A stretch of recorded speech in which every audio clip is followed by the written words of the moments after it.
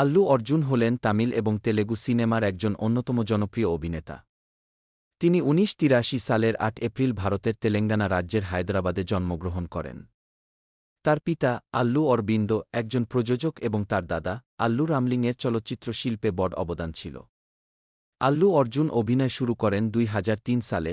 তার প্রথম সিনেমা ছিল দেবাদাসু, যা তাকে তেলেগু সিনেমার জগতের দিকে নিয়ে যায়।